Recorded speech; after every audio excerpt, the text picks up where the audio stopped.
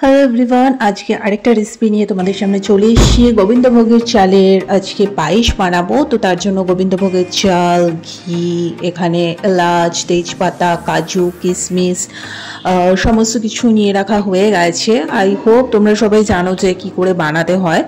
আর চিনিও নিয়ে নিয়েছি, এছাড়া হচ্ছে 3 প্যাকেট দুধও নিয়ে নিয়েছি। আমি সমস্ত কিছু কিন্তু মেনশন করে দিয়েছি তোমাদেরকে, ঠিক আছে। সো ফার্স্টে যেগুলো লাগবে তোমাদেরকে তো দেখিয়ে দিলাম। কনডেন্স মিল্কটাও কিন্তু আমরা নিয়েছি, কারণ কনডেন্স মিল্কটা দিলে কি মানে বেশি সুন্দর হয় খেতে।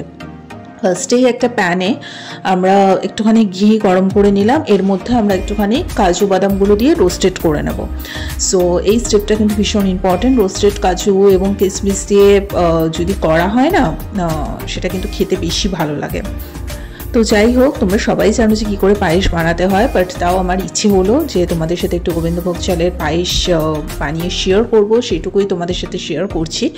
আর শীতের সময় এখন নলেন গুড় তো উঠবে, তো নলেন গুড়ের পায়েস টায়েস খেতে কিন্তু আরও বেশি ভালো লাগে। তো যাই হোক, ওগুলো তো আমরা ভেজে রেখেই দিয়েছি, কাজু বাদাম কিশমিশ। এরপরে দুধটা ফুটতে দিয়েছি, তার মধ্যে একটু এলাচ, তেজপাতা সেটা দিয়ে দুধটাকে একটু ফোটাতে হবে, জাল দিতে হবে, ঠিক আছে।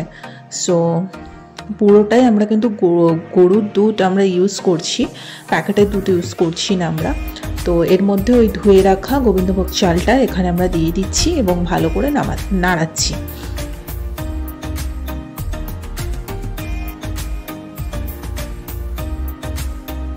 কনস্ট্যান্ট কিন্তু নাড়াতে হবে, যাতে ডেলা না পেকে যায়, তার জন্য কিন্তু কনস্ট্যান্ট নাড়াতে হবে। এবারে হচ্ছে স্বাদ মতো চিনিটা এখানে দিতে হবে। আপনারা যদি চিনি ভালো না বাসেন তো হালকা করে একটু ব্রাউন সুগারও ইউজ করতে পারেন।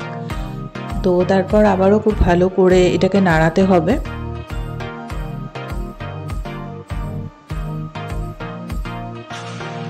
এরপরে একটু কনডেন্স মিল্ক আমি এখানে দিয়ে দিলাম।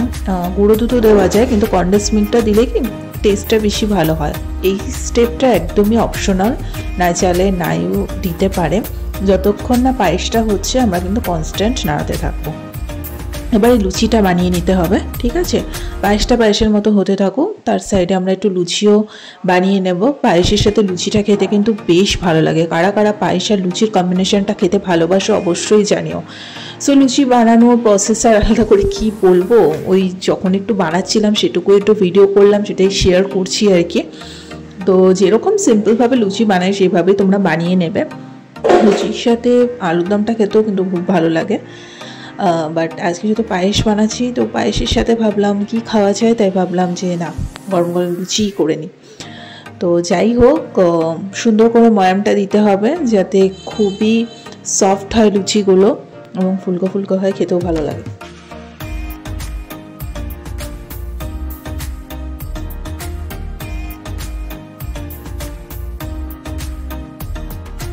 তো লুচির ডোটা তো মাখা হয়ে গেছে। এর মধ্যে কাজু কিশমিশ যেটা আমরা একটু তেলে মানে তেল না ঘিতে যে একটু মিক্স করে ভেজে রেখে দিয়েছিলাম তুলে, তো সেটাই দেখতে পাচ্ছ। তো এখন আমি দুধটার মধ্যে দিয়ে দিলাম, জাল দিয়ে দুধটা কিন্তু অনেকটা গাঢ় হয়ে এসছে, একদম দুধের সরও পড়ে গেছে। তো দেখেই কিন্তু ভীষণ ইয়াম্মি অ্যান্ড টেস্টি লাগছে। সো পায়েস একদম রেডি হয়ে গেছে। এরই মাঝখানে গরম গরম সাদা সাদা ফুলকো ফুলকো লুচি আমরা ভাজতে দিয়ে দিয়েছি। তো কেমন লাগছে অবশ্যই জানিও। লুচি ভাজাও কিন্তু অলমোস্ট কমপ্লিটই হয়ে গেছে, সমস্ত অলরেডি আমরা ভেজে ভুজে তুলেও রেখেছি। সো ছোট্ট আজকের এই রেসিপি ভিডিওটা যদি ভালো লেগে থাকে লাইক কমেন্ট শেয়ার সাবস্ক্রাইব করে দিও। তোমরাও চাইলে লুচি পায়েস এগুলো বানিয়ে খেতেই পারো। আমি জানি পায়েস বানানো ভীষণই ইজি, তো এটা সবাই মোটামুটি পারেই বানাতে। নাও রেডি আবার পায়েস অ্যান্ড লুচি। সো এটা দিয়েই আজকে জমজমাটি আমাদের খাওয়া দাওয়া হবে।